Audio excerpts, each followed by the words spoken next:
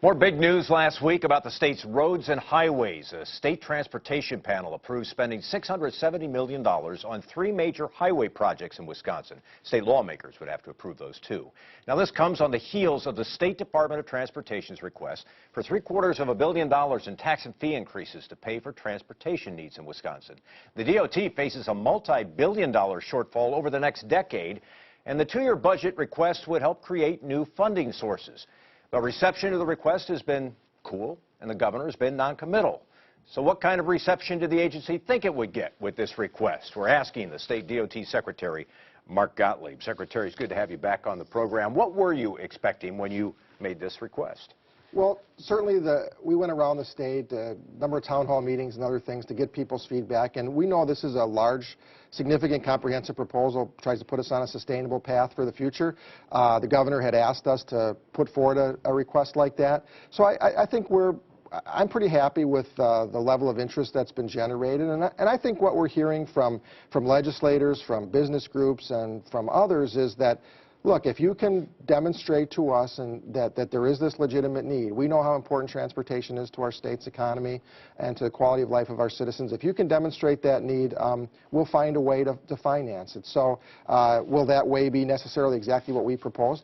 Probably not. I'm sure there'll be changes along the way, as the governor suggested. But so far, I think we're satisfied that we've started a serious dialogue that needed to be started about how we're going to make sure we have a good, safe, efficient transportation system for the future. You said you expect changes. What do you think survives in this proposal, which some have described as sort of a trial balloon? Do you agree with that characterization?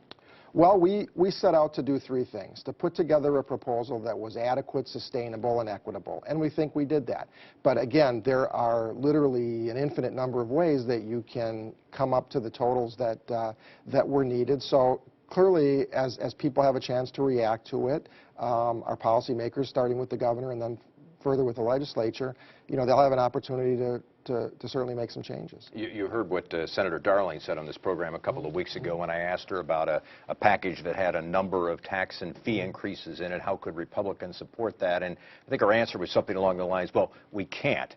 Were you discouraged by that response? What I took away from Senator Darling's comment, again, was I think she had said, I need to be satisfied as an elected official, I need to be satisfied that this need really exists and that this isn't, a wish list that came out of the department. And we've done a lot of work over the years, Mike, and culminating in the Transportation Finance and Policy Commission, which you sort of indirectly referred to, a 10-member citizen group appointed by members of both political parties, who came out with a unanimous report in 2013 and said we needed to raise $6.8 billion of revenue over 10 years. So our budget request really starts from the foundation of that commission report, and I'm confident that we, given the opportunity, as we have started to do, that we can make the case why these are important investments to make for our state and that they ought to be funded. You've got in this package that you propose, you've got essentially a gas tax increase, a fee that would be paid if you're buying a new car, which could be hundreds of dollars for people.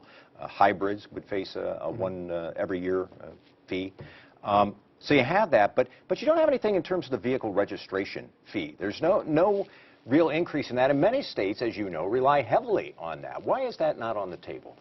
So our current financing structure relies about 80% on gas taxes and vehicle registration fees.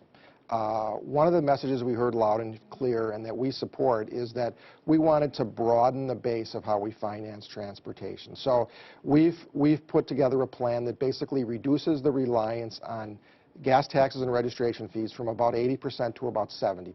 So we're still going to be heavily reliant on those, but again, on this equity issue, registration fee is something that only people that register their vehicles in Wisconsin, live in Wisconsin, pay. We want to make sure that people from outside the state and that people that are operating heavy commercial vehicles, that they're in the mix here and that they have some skin in the game. So that's why the fuel tax components are in there. So I think when you look at the whole package, there's no one thing that overwhelms the other components. Critics of your request, one of their arguments is that you're planning for situations in the future that simply won't exist, that you're counting on traffic counts to be much higher than current data would show that they're going to be, that we're building roads, expanding highways, and doing things that we simply don't need to do based on the data we're seeing. What's your response to that? And a great question and a significant issue. I would answer in two ways.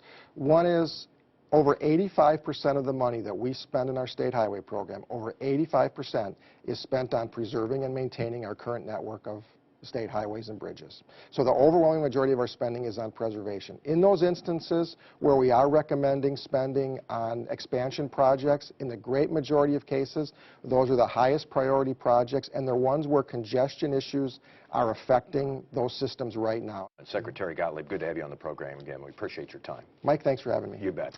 When we come back, right to work. Why now? And for political news throughout the week, be sure to follow me at Mike Goucher on Twitter.